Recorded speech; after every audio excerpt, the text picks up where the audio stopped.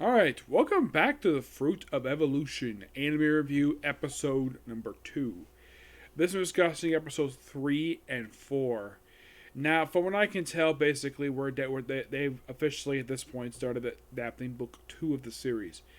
Now, it could be possible they could wrap up by either 5 or 6. I'll find out when I finish watching the episodes. The episode starts off with Soriichi and Saria, where they're just walking the field, go through it, playing on the town, register the Adventurers Guild. And then they come across a slime peeled by random. And then, well, Soriichi kills it pretty easily and drops basically drops 3 items. A pair of boots and 2 cards. He takes the cards and he gives the boots to Saria. Makes perfect sense because in fact she's barefoot. And I'm like, what nice gentleman are giving a beautiful woman shoes? And he gets leveled up, like, really easily, and his helmet turns into a robe. And in case you're curious, though, did this happen in the book? The answer is yes. Yes, it did. Transformed into a robe, and he has this robe for pretty much the rest of these episodes. He wears it constantly. And Mr. Sheep shows up, aka voiced by Richard Glass, the only voice actor in this entire series who actually know the voice of, because everybody else, I'm not familiar with the work at all. No offense to anybody who does a voice acting for this series for English dub, but I've never heard of people at all. Nope. Not really. So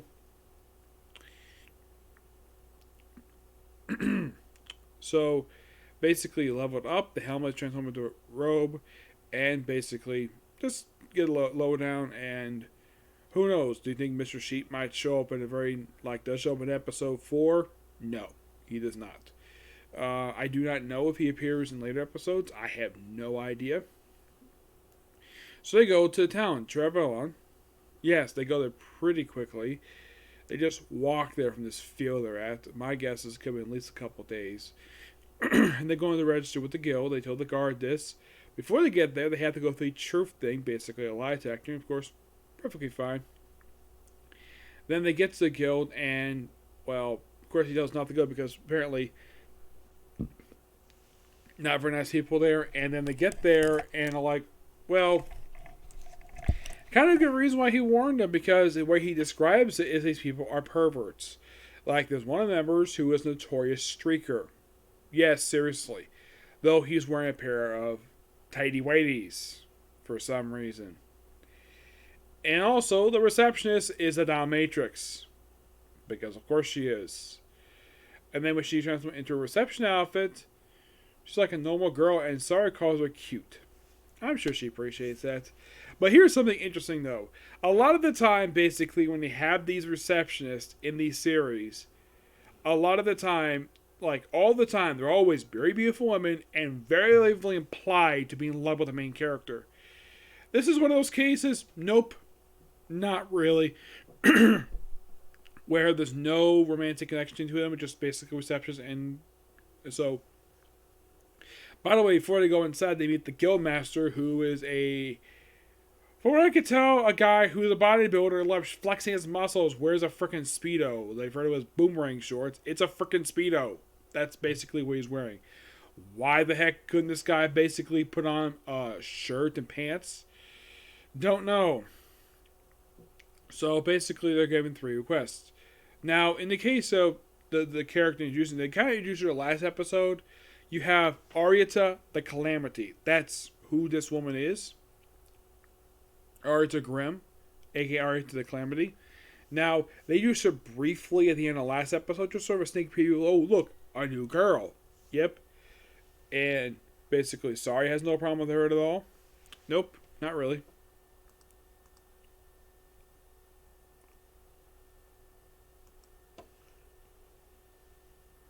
So, they go out, do some tests, basically. First is the orphanage, which, by the way, this actually is pretty much almost entirely cut out, because there's actually a small section of the book where we actually have Saria's time at this orphanage. It's very brief, and we move on from that. In the book, this is a good 5 or 6 pages, this particular stuff.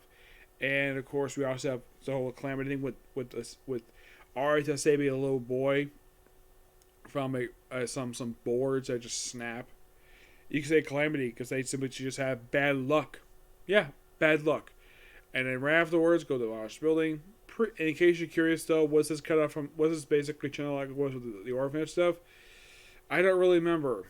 And then of course we go and find a dog. Now this is trimmed down, yes, because by the way, the dog's name is Milk, and it's a giant wolf. And at first, like, no, it's a dog, and yeah, it's quite obvious it's a dog. And it's very brief. It's in the anime, like for a good minute or two. This particular sequence in the book, this was like 10 pages. Which, yes, thank God we trimmed this down. This, I actually don't mind trimming this down because, wow, they made the whole sequence of the book basically quite lengthy. The orphanage, I actually kind of like that stuff. I thought that was interesting. So, next test. Gather herbs. Yep, gathering herbs.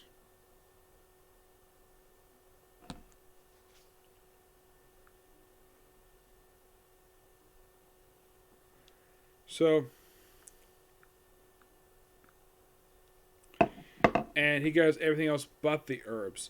Now they do cut out what actually he found in the book. He mentioned he also found this special grass that, of course, he is finding rare items while he's supposed to find common items, and just by sheer coincidence, comes some point a plot to do something to humans, and he gets attacked by a troll, found out pretty easily, and then reveal their captain, who's a very smoking hot babe, like. Wow. I'm like, her name is Louise Fluza. And I'm like, wow. Yeah, she is hot. Oh my gosh. Like, damn, what a babe. Yeah, I'm practically almost drooling over seeing a picture because she's so hot. But anyways, basically, like, so she punishes the opponents for disobeying her orders, but they did transfer circles to the Labyrinth of the Black Dragon God. Yes, this was a whole half of the book basically was set at this damn place. So, he gathers these mushrooms, he goes other stuff, and of course she gives us some herbs just to pass the test, no problem. It's very heavily implied here that she's fallen for him. Yes, it is so obvious. So, of course, probably because of how nice of a guy he is. So then they test her strength on slimes. Okay, pretty simple enough. And then all of a sudden, basically, one hits like a spot and they get transported someplace. And then, of course, Arya gets caught up in it. Of course, they grab her. Now, in the book, they said they touched her.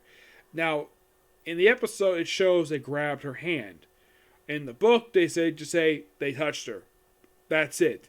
They could say that he grabbed her shoulder or grabbed her chest. They don't specify what he grabbed. In the anime, it's clearly her hand. And what he says the reason why they're there is because his body just moved. Which, yes, that's what happened in the book. And Sarya, yep, same explanation. So, and of course, he gives like a little item to basically find it. And then, of course, they get separated by a wall, which, yes, this did happen in the book too. Yeah, at this point, we're finding a little more close to the book at this point because before they were like skipping over some stuff. They were basically just cutting some stuff due to time. So they get separated, and of course you have Sorichi and Sari just wander the labyrinth for a while, and they come across and of course they try to use the guy thing to find Arya. They can't find her. They kept hitting a wall. Arya, of course, basically uses her axe to chop in half a freaking mummy, who she's got a tough time with, which they have her throwing against the wall, which, yes, that happened in the book too. As a matter of fact, it happened several times. Her being thrown against a wall by a monster. So, yeah, the anime gets that part right. Then, pretty much right after that, then, of course, we have, well, they're fighting an object. Of course, it's very similar to what happened with Xanatos, which they briefly mention as Xanatos in the episode, like one offhand mention. In the book, there's a whole big like line they brought up of him, like the fact, oh, this is a similar cave to what he was in. So they found this item box. Now, in case you're curious, though, was the Cousin through time? I don't remember. Well, in the case of Xanatos, he basically was a freaking badass in the book. And the episode made him very tragic. So then, he punched the wall. Of course, if you notice by the way the anime presents, it looks like the wall is very weak that he punches. Very weak. Even though his hand's basically hurting. Oh yeah, by the way, they cut out the line in the book where they registered Saria's weapon is basically being her fist. They cut that out of the anime for some reason. And that's what I'm not sure if they registered that later. But at this point, they cut it out. They probably save it for next episode. So, then Arya, just by sheer coincidence, behind a bunch of monsters, and just happens to come across the Black Dragon God, who apparently, according to the captain from Demon Army, she says that he's the strongest demon under the Demon Lord's control. Then, of course, basically, before I end it here, there's a brief scene with Sorichi's classmates, where they're still training after 5 months. Still training. And no progress. And by the way, the general is very reluctant to send him in the battle. Yeah, very reluctant. Despite the fact all the students there are getting so bored, they might just go out there by themselves. Yep. So, meanwhile, though, we have Arya basically being thrown around by the Black Dragon God while using her clan mode. And then, of course, you have the Black Dragon fire his fire. And then, of course, the episode ends with Arya being saved by Sorichi and Saria thanks to Sorichi's robe that he has. Just to end the episode. Yeah, really good at 2 episodes. Love them. Do I think they cut out too much? Not really per se. They're basically progressed them really, really nicely. I do like the fact they keep a lot of the labyrinth stuff in here. Yes, the labyrinth portion for basically what's seen for episode 4. Good job. They kept pretty much everything in. Nothing was cut here, which I appreciate that very much. Yep, so yeah, that's episode review. Next one's going to be Comic Corner, and then I'm going to do Kaguya-sama Lover's War. Okay, next video. Bye.